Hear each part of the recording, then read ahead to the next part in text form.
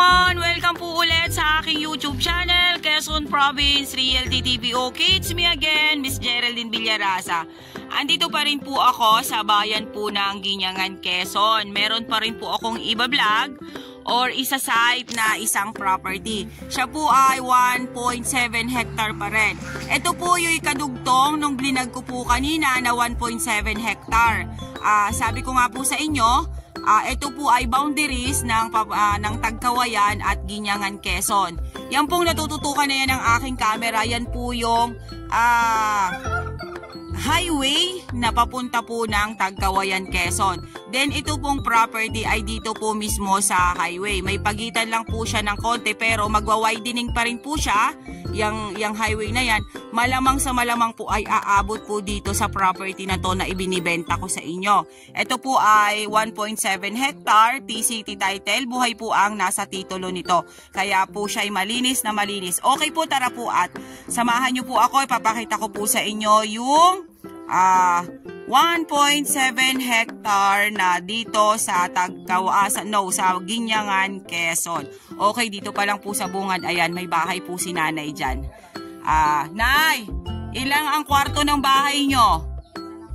Okay, iisa lang po ang kwarto ng bahay ni nanay. Pero kasama na po sa bilihan yung bahay na yan. Ano po? Ayan, dito pa lang po ay may guyabano na. Then, sa likod po ay may mga mahogany. Then, yan pong naiikutan na yan ng bakod, kasama pa rin po yan sa property.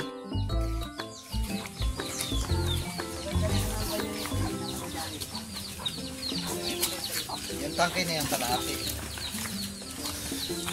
Okay po, ito pong tangke ng tubig na to, ang kalahati po niyan ay sakop po ng property. Ano po, nanay, dito kumukuha ng tubig lahat ng taga rito? Okay po, yung tangke po na yan ng tubig, lahat po ng taga rito, dito po kumukuha ng water na i-consume nila. Okay po, dito po ako sa likod ng bahay ni nanay. Ay ko. Ayan po siya. May santol po dito sa kabilang side na to. Then, ayan po. Talibis po dito. Palusong po dito sa side na to. Then, binakuran lang po niya.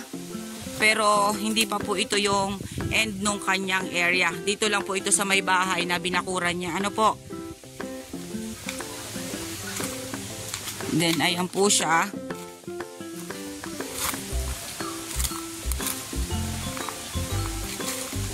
Okay. Yan, langka po yan. Then, ayun po, meron nara tree sa kabilang side na yon, pero maliit po siya. Maliit pa siya. Then, ayan, mga saging. Yan nga po, ito po ay talibis. Ito pong side na ito. Ayan po siya.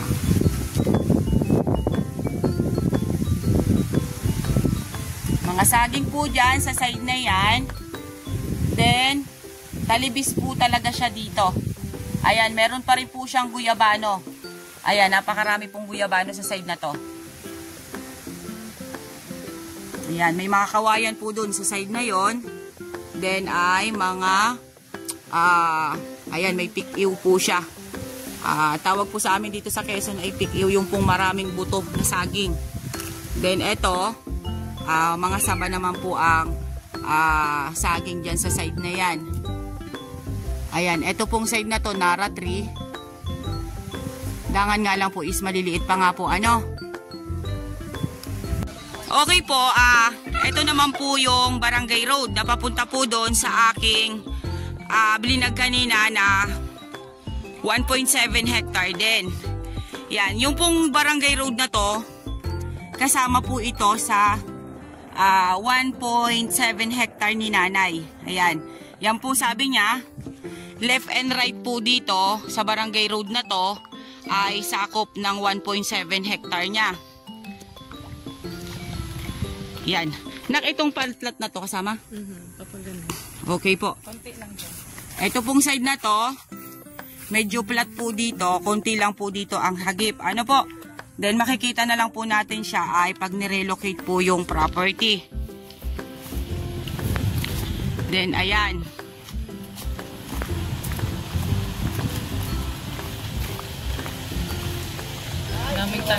Ito po sa side na to, ayan, talibis pa rin po siya.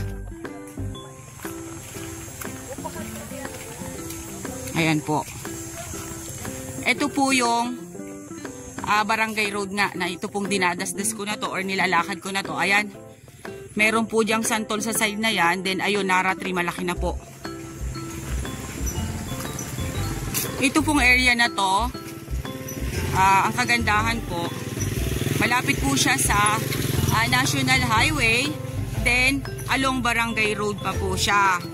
Then yan po, may kasama pa rin po siya dito sa kabilang side na to ng Barangay Road.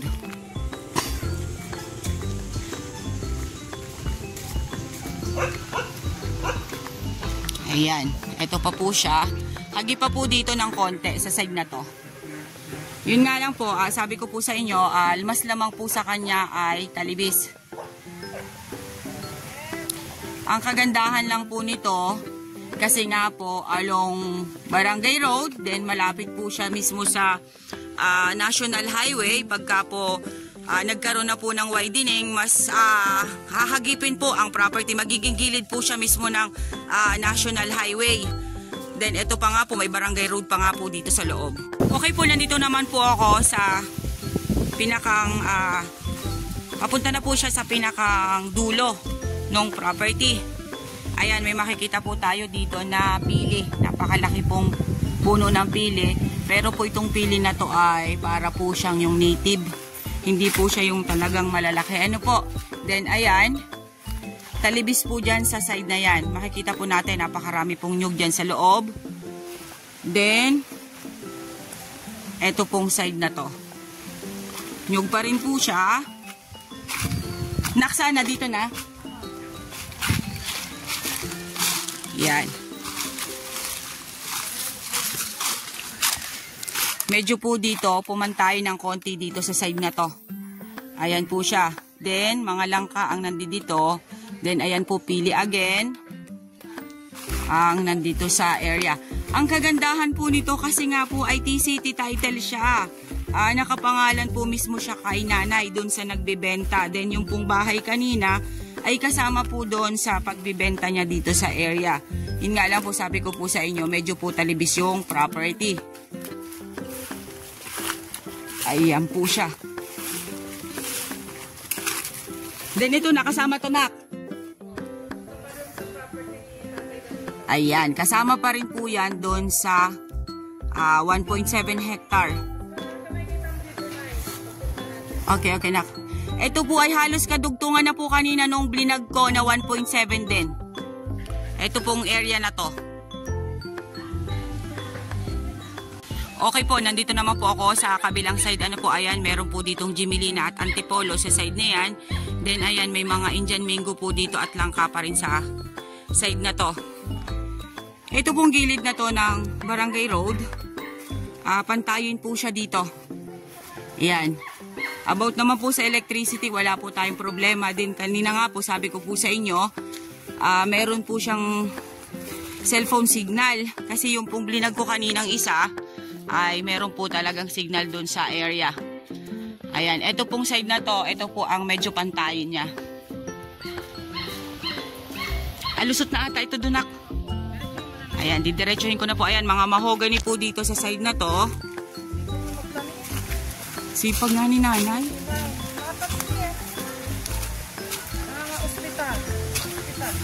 Oh, dami niyang mahogany eh. Ayun, may star apple po dun sa side na yon. Ang dami niyang fruit berries. Ayan po siya, oh. Dito po sa side na yan, ay medyo po siya tumalibis din dito. Konting-konti lang naman po yung pagkakatalibis niya. Ano po? Ayan, may batino po dito sa side na to. Ayan, ang kuryente po nandito mismo sa loob ng property. Ay, ito na ata, anak, ang end. Pag-ikot natin dun, barangay. Ayan po siya. Talibis pa rin po dito sa side na to. Ayan, meron po siyang Nara 3. Then, ito na po yung end niya. Dito sa may Barangay Road. Ayun pong kabilang side na yun. Yung po yung blinag ko kanina na 1.7 hectare din. Ayan po siya, oh.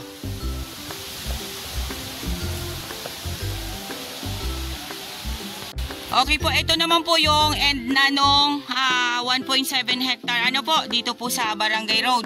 Iikot lang po kami, papunta po doon sa pinagmulan namin. Basta po sabi ni nanay, ito pong Barangay Road na to, kasama pa po siya doon sa 1.7 hectare. Kaya napakaganda po nung area. Napakalapit nyo po sa National Highway. Then ito pong property ay naikutan ng Barangay Road. Then napakarami pong tanim.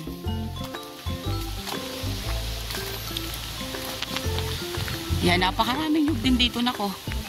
Ayan, mga mahogany pa rin po at naraan nandito sa side na to.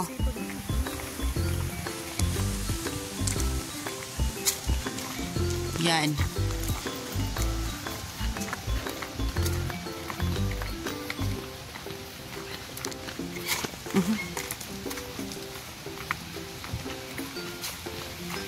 Daming santol oh.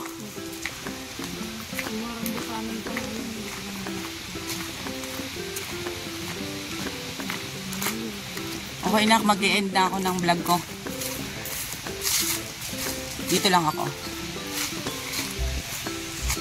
Okay guys, sabihin nyo na po ang property namin. Dito po ito sa Guinyangan, Quezon. Boundaries po siya ng Tagkawayan at Guinyangan, Quezon. Ano po? Then, mula po sa National Highway, konting-konti na lang po yung hakbang nyo. Pero pag nag-widening po ang National Highway, hahagipin po ang property. Magiging gilid po mismo siya ng National Highway. Then, yun po, along Barangay Road po dito, nakapaikot po siya kanyang area. Then, yung pong Barangay Road, kasama pa rin po siya sa 1.7 hectare. Then, napakarami po niyang fruit bearings. Meron po siyang source of electricity. Mayroon din po siyang cellphone signal. Then, napakarami po niyang hardwood. Ang price po nito ni seller is 5 million net po siya. Then, TCT title, buhay po ang nakapangalan sa titulo. Okay po, once again po ako po ulit ang inyong site locator, si Miss Geraldine Villarasa. Muli po ako maglalambing, palike and share po ng aking mga vlog.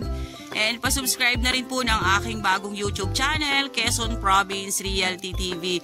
Okay po, thank you po for watching!